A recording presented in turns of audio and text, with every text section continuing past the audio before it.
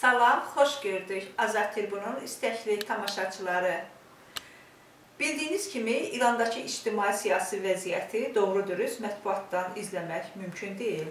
Çünki İran vaxtaşırı, demək olar ki, hər gün dövrü mətbuatı senzura edir.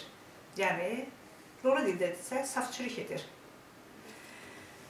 Azad Tribunun bugünkü qonağı Güney Azərbaycandan yenicə qaçmış soydaşımız Bəxtiyar Ruhudir. Bəxtiyar bəyin Stokholma gəlişindən sərfəli istifadə edib, İrandakı vəziyyəti öyrənmək üçün onu Azad Tribuna dəvət etdik. Bəxtiyar bəy, xoş gördük sizi. Sağ olun, təşəkkür edirəm. Birinci sualım belə olacaq. Mümkünsə, İrandakı vəziyyəti qısa şəkildə təsvir edəsiniz. Mən də təşəkkür edirəm sizdən Elbicə xanım bu vaxtı mənə verdiyiniz üçün.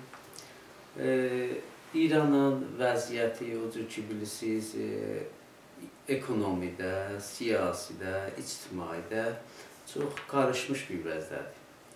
Xüsusilə Cənubi Azərbaycanda ki, vəziyyətimiz çox başlı, bəlli və geniş surətdə hamı üçün aşikardır. İnternetdən, sair rəsanələrdən hamımız bilirik ki, nəzirdir. Sıxış Cənubi Azərbaycan milləti üçün daha getdikcə genişlənir. Faşist və diktator rejimin tərəfindən, faşist rejimin tərəfindən hər gün gedərək vəziyyət çox daralır. Cənubi Azərbaycan milləti üçün tutuqlamalarla, ekonomi vəziyyətlərlə, ictimai vəziyyətlərdən hər gün gedərək vəziyyətimiz ağırlaşır. Və rejimin qorxusu millətimizin istəyinə rəğmən ki, istiqlal istəyərək və onun kənarında başqa istəklər üçün hər gün öz gücü ilə, zoru ilə istifadə edərək bizim millətimizə fişar, zor və zindəcanlığı hər gün zəhər etməkdə fəaliyyət vardır. Bəxtiyar bəy, siz özünüz dövrü mətbuatla bağlı olan bir şəxssiz.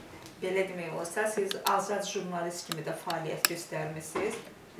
Güney Azərbaycandakı, daha doğrusu İranda olan soydaşlarımızın zindana düşməsi, tutuqlanması, onların istintaqı ilə bağlı məlumatları yığmışsınız və biz özümüz də şahidik ki, bir nömrəli Azad Tribuna bunları ötürən şəxs olmuşsunuz.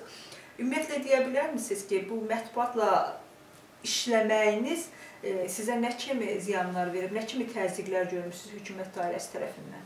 Bilirsiniz, Cənubi Azərbaycan Milli Hərəkatı başlanandan bəri milli fəallarımız ki olubdur, onların tutuqlamalarına rəğmən, başqa fəaliyyətlərinə olarkən biz bir seri itilat, informasiyalar cəm eləməklə tutuqlananların barəsində başqa bir informasiyalar vermək üzərə ki, yığıntılarımız nə zaman olacaq və onları dışarıya göndərmək üçün ki və reaksiyalar üçün ki, içəridə dünyaya yayılsın, bunları göndərmək üçün biz bir seri fəaliyyətlər eləmişik.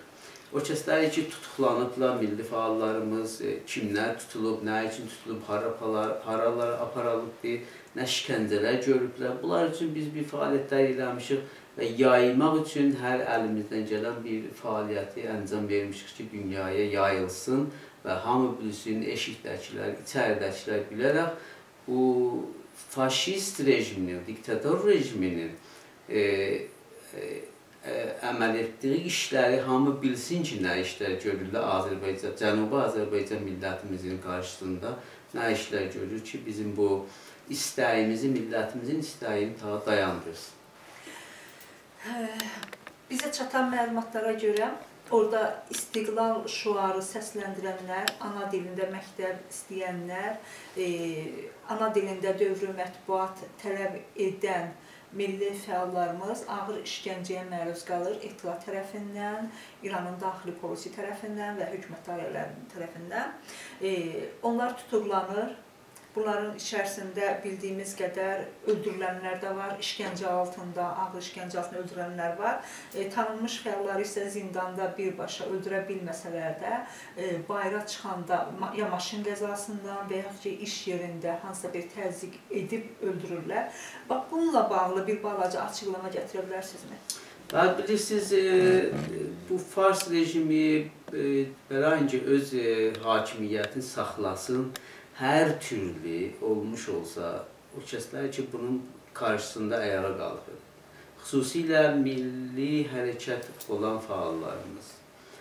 Buraya qədər aynən göstərib ki, direkt edamlar da olmasa, bir naməlum ölümlərlə, naməlum qazalarla, saxtacı bir qazalarla bizim milli hərəkatımızın fəallarının başlı sonunu ölümə çəkdirir.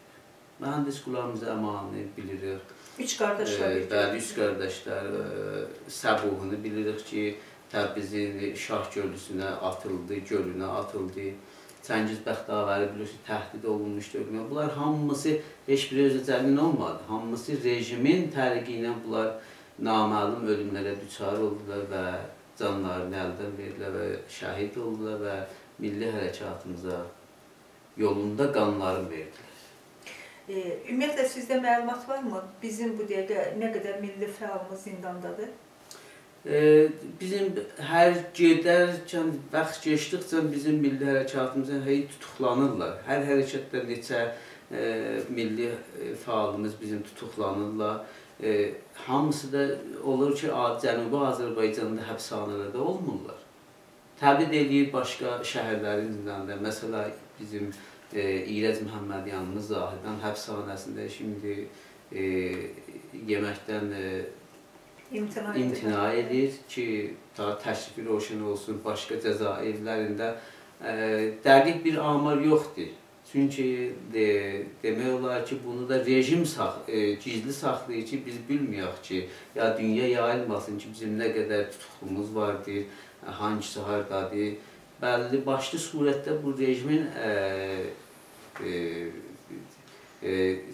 təşrifidir ki, bilinməsin ki, Cənubi Azərbaycan milli fəallarımıza nə qədər amar verilsin, eşkıya ki, neçə nəfərimiz vardır, zindanlarda, həbsxanalardədir. Ona görə də ki, dəqiq bizdə amar yoxdur. Bəli, o ki, başlı bəllidir bizim məruf milli hərəkətimizdə olan fəallardan Səid Mətinpurlar, Mühəndis Hüseynzadədən, bunlar hamısı zindanlarda, həbsxanalarda kesilir günlər. Bəxtiyar bəy, sizə təzyiq olanda bildiyimiz kimi siz Təbrizi tərk etmişsiniz, qaçmışsınız, amma sonradan sizin evinizə təzyiq olub və mətbuatla bağlı olan bütün əşyalarınız uğurlanıb, daha doğrusu zəbt olunub. Bu haqda nə deyə bilərsiniz? Bilirsiniz, biz o kəslərlə ki, irtibatımız vardı və az-çox Cənubi Azərbaycan milli hərəkatında olaraq bir fəaliyyətimiz var idi və bizlə bağlı dostlarımız ki var idi. Onların bir sərnəveşti bilərək ki, nəyə düçar olmuş və bizə də bir baskın oldu. Biz də məcbur halda tərk etdik Cənubi Azərbaycanı. Eləyə bilək ki, içəridə olmasaq da, eşitdə olaq ki, bir fəaliyyətlər inşan verək, bir aktiv olaq da içəridəki milli fəallarımızın səslərini hər az ki, bir az olmuş olsaq da dünyanı, beynəlxalq millətin qulağına yetirmiş olur. Siz əgər xaricə qaçmayıb, bugün Güney Azərbaycanda olsaydınız, yəni İran daxilində, sizi nə kimi cəza gözləyə bilərdi? Bax, o bütün milli məsələlərdə olan fəaliyyətimizə görə. Mən dediyim kimi, bu başlı bəlli bir sualınızın bir cavabı vardı. O da budur ki, buraya qədər məlum olmuş İslam Cumhuriyyət rejimi öz iqtidarın, hökumətini saxlamaq üçün hər bir işə əl vurur. Öz müxalifini öldürməklə, edamla, saxtacı qəzalarla, nə bilim, aparıb yox etməklə, hamısı bunlar başlı bəlli bir işlərdir.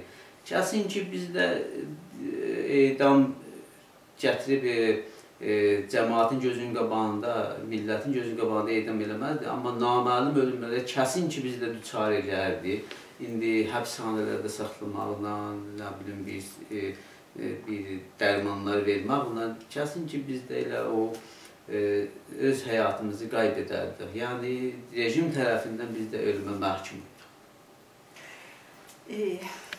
Onda məndə qəti bir fikir yaranır ki, sizin evinizdən uğurlanmış disklərinizlə, kompüterdə, bilgisayar disklərinizlə geri qayıtmayacaq yəqin ki.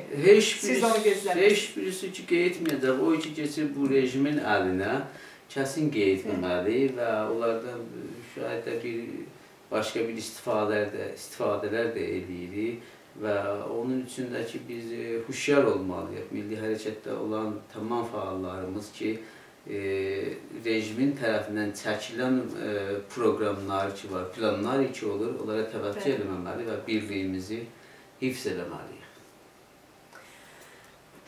Maraqlı müsahibə üçün sizə təşəkkür edirəm.